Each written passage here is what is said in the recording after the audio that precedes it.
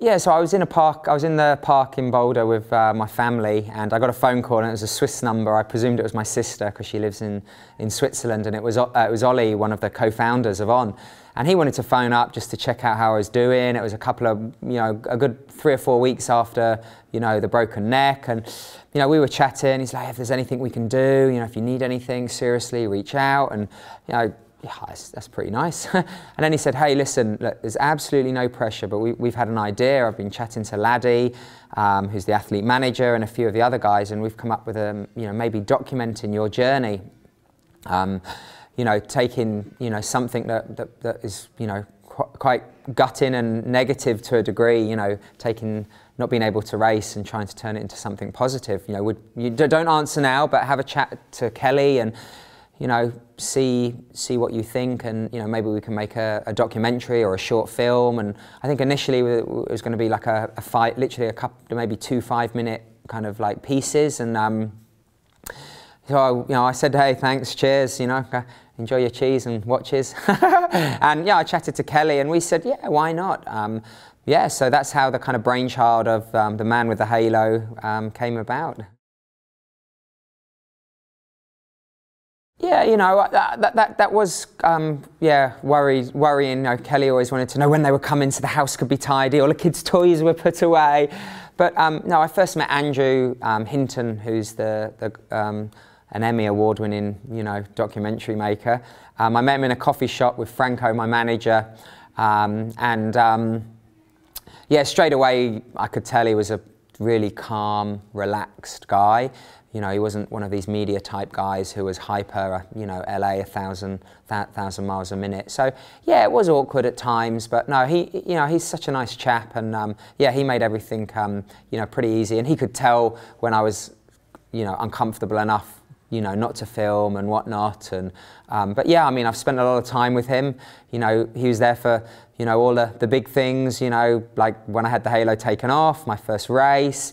The first time I was training, the first time I was running. So yeah, no, he's been a part of the journey, as much as myself.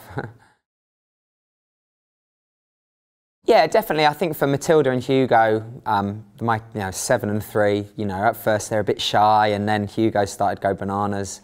So I don't think he's in it that much because he was too crazy. But no, they were fine. It was more, it's quite intrusive, having someone in your bedroom, in your bathroom, in your kitchen when you're trying to do things. And, I come back from a training session and, Kelly doesn't know how it's gone, and the camera's there. And yeah, so it was quite intrusive to a point. But as I say, Andrew, he's so good at his job that, yeah, no, I think in the end, yeah, we were happy enough to have him here, and I would have definitely said no after the first time if it wasn't going to work, because yeah, we were, at that stage when the documentary filming first started, we had no idea,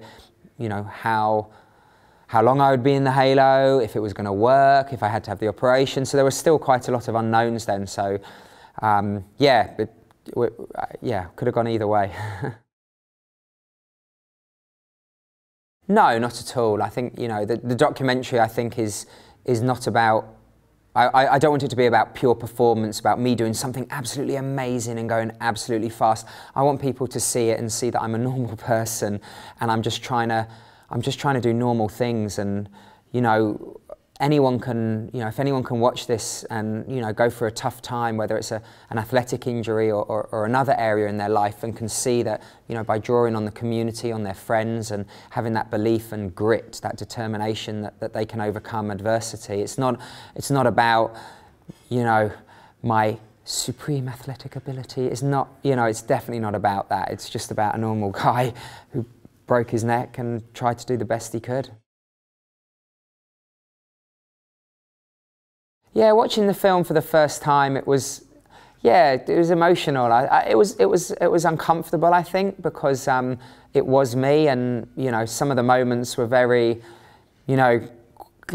sounds weird, quite deep, I guess. I mean, yeah, and I think people's reactions surprised me and embarrassed me a fair bit.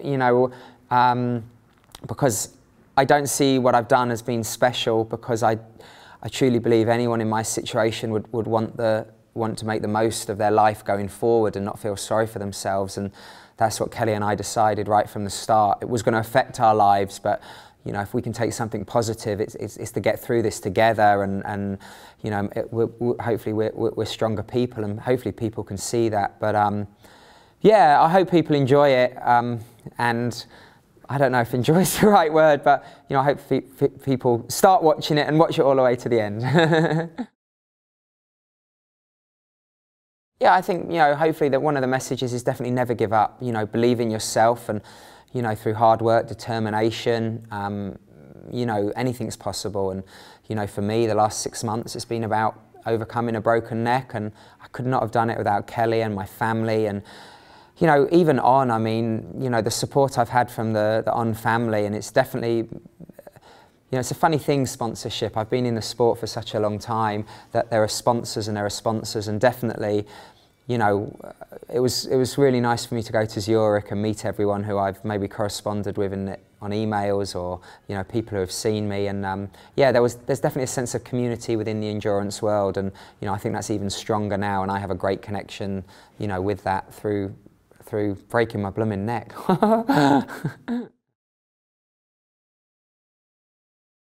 Audrey Hepburn. Oh no, maybe not. No. Who would I want to play me? Not Tom Cruise, he's too short. Tom Hanks is too old. Arnold hasn't got the London thing going. I don't know, who would I want to play me?